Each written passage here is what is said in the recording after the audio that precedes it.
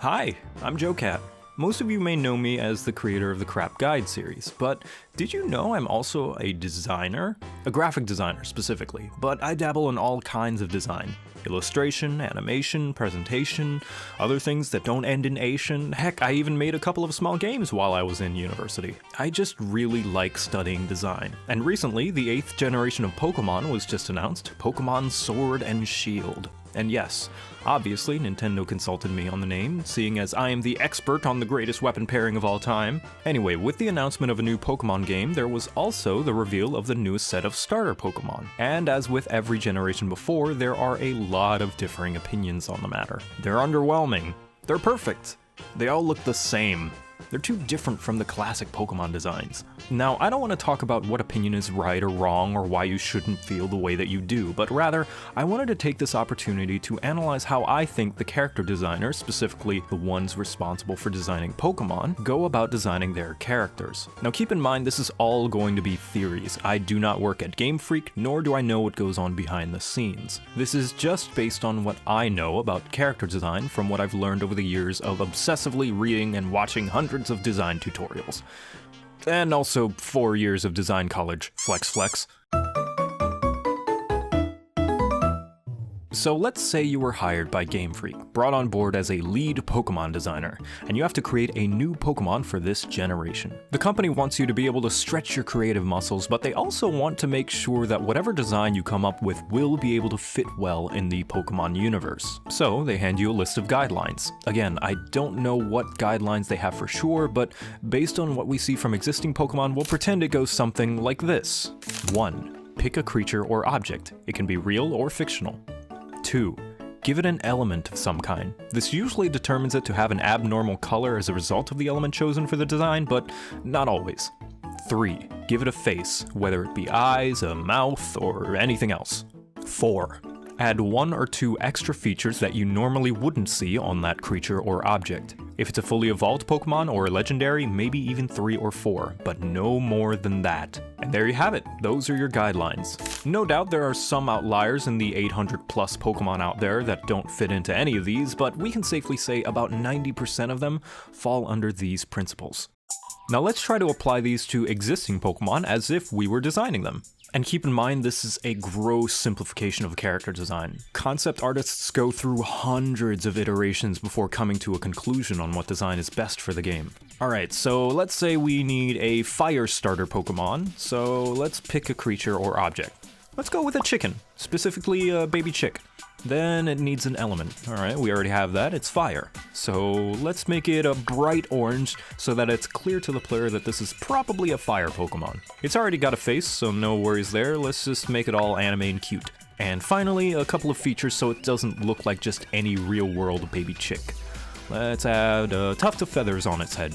No, bigger. Nice. And maybe some little floofy feather bunches on the sides of its neck. There we go. We'll call it Torchic. Cool, we got ourselves a fire starter Pokemon. How about another one? Let's say we need a Pokemon that will hang around industrial areas like a factory or a power plant. Let's go with some magnets, those are neat. And let's make it electric and steel, because electromagnets. And we'll leave it gray because of its steel typing. By the way, I know steel was introduced in 2nd gen, this is just for the sake of the exercise. But we can't leave it at just a magnet with a face, that would look kinda silly and boring, so let's give it an electrical ball. You know, those ones that make your hair stand up. And how about a second magnet so that it looks symmetrical? Now we can put a face on it. 2 eyes looks a bit goofy though. Let's go with 1. There we go, that looks good. Almost, but it's still a little too plain. Oh yeah, we still need to add a couple of features. Well, these are magnets and they do attract metal. Let's put some screws on there. Yeah, that's pretty clever. Good job, us. What a cute little guy. We'll call him Magnemite. Now let's do one more. We need a sea-based Pokemon, but not a fish. We got enough fish already. Just no more fish. Jim, stop putting normal fish in the game and calling it Pokemon. Oh man. Anyway, how about the Loch Ness Monster? We don't really know what Nessie's real color would be, so let's go with blue, because water type. Let's add some eyes and a mouth and a nose and some ears. And maybe even a horn. But this Pokemon's not going to evolve, so maybe we put one more feature in there. It's looking kind of naked, so let's go with a shell. Yeah, that's looking pretty neat. Ooh, add spikes onto it. There we go, nice. And you know what, let's throw Ice type in there because we have way too many purely water type Pokemon and Ice is looking a little bit lonely over there. There we are, a Loch Ness monster. We'll call it Lapras. So what was the point to this exercise? Well, as with every generation, there are a lot of concerns that the newer Pokemon designs stray too far away from the originals and their philosophy. So how about it? Let's look at the new starters and go about them the same way we did with the older Pokemon designs. Grookey. It's a monkey, it's green based on its grass type, it has a face, and it has leaves on its head that are held together by a stick that doubles as a hairpin. So it seems to fall in line with the rules we set.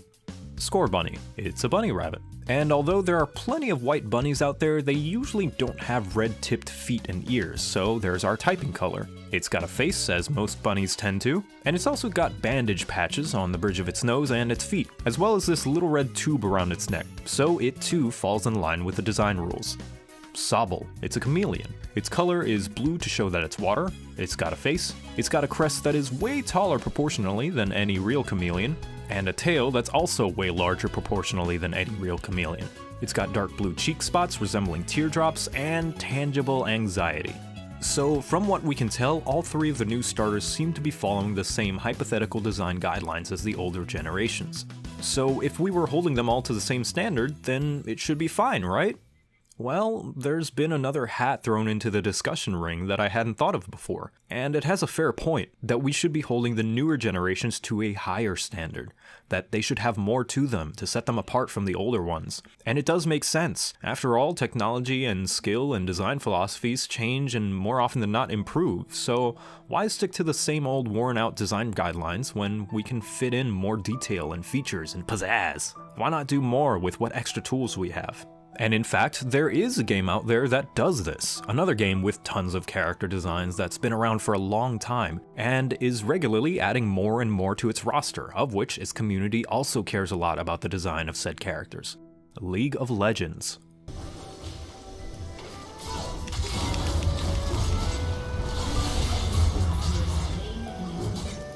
There are over 140 League of Legends champions at the time of writing, and the game has been around for such a long time that as the game is updated and more characters are added in, technology improves, design philosophies change, so obviously the designers are going to want to push the boundaries a little. And they have. However, this creates a new problem. The older designs look notably worse in comparison. I don't know if there's a term for this already, so let's just call it design creep for now. It's where newer designs begin to look more complex or impressive as a result of improved technology, skills of a designer, or the bending or breaking of traditional design boundaries, which results in the older designs looking less impressive comparatively. Any artist who's tried character design knows what I'm talking about. You ever tried creating a roster of 100 characters? Odds are the later ones are going to look more impressive and experimental and stand out way more than the first few. The fact of the matter is that before older champions got visual overhauls, when standing side by side with more recently released ones, their original designs looked kind of underwhelming. Fortunately, Riot fixed this by updating the older characters with revamped models and splash art that both stay true to the original while adding more detail and complexity to them, and keeping the style and design guidelines consistent with the newer champions that once looked way fancier. And they're not the only ones to do this either. Blizzard does it with World of Warcraft as well. In fact, you can still find older untouched models in the game that look just way worse when put next to the new, more recent ones. And it can be very jarring. So should Pokemon adopt this method? I guess it could. It would mean that the designers could break boundaries with what they could design for future Pokemon, though at the cost of making older generations look way more boring comparatively. But then eventually they're going to run into the design creep issue, where the newest Pokemon look so distinct and different that they don't even seem like they're from the same game anymore. So then they'd have to go back and remake any older generation Pokemon that look less impressive by comparison to alleviate it. But then I have to ask this: how willing are fans of Pokemon going to be to accept if Game Freak redesigns something like Abra? Will people not be up in arms if they designed a new Charmander to replace a comparatively plain-looking one? Would the world really be okay with if there was a redesign for Jigglypuff? Pidgey? Beedrill? Bulbasaur? Pikachu? Other game franchises and heck, media as a whole in the past have shown that messing with a well-beloved design of a long-running franchise can and will divide and upset fans. It's a very risky move. Sometimes it pays off and the majority of fans will appreciate the new style and what it brings to the table. And sometimes, not so much. Just make them better without changing it! I hear a lot of people say, and that's not really as easy as it sounds. What's considered better when it comes to character design can be very subjective.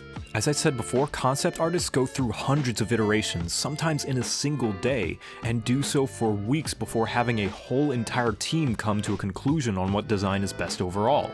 Something as minimal as adding a couple of spots to Charmander's head could be fine for some people, while also being completely disrespectful to its design according to others. So the next best solution would be keep the new designs as simple as they were originally. It keeps them looking like they fit right in with the rest of the designs. They still feel like Pokemon, all while making sure the older classic and well-loved designs will not look worse or more dull over time when put next to the newer, more complex, fancier, flashier designs. Now, is this a perfect solution? No, of course not. There is no perfect solution. But considering how big Pokemon is as a franchise and how near and dear the original designs are to people's hearts, this has got to be the best one. The franchise has been around for so long now, over 20 years, that I'm sure whatever other hundreds of ideas critics of the designs propose have already been thought of and maybe even subtly tried by Game Freak, and that this was the overall best solution with the least amount of downsides. And it's always least, never none, because yes, there are still downsides to this method. I just personally believe that of all the other valid ideas for Game Freak to try out, this is their best bet. Yes, there will always be the odd stinker design out there, but that's just what happens when you have to create 100 plus fictional creatures every few years. They can't all be as perfect as Mimikyu. But hey, maybe you don't care about all that stuff and just want to battle and capture some fantastical magical creatures, and the Pokemon designs don't bother you either way. Hopefully whatever opinion you have, maybe you come to a better understanding and appreciation of the thought and skill that goes into character design. Or maybe you didn't, I don't know, I'm not your mom, I'm not gonna say no supper for you just because you think Voltorb is the pinnacle of creativity.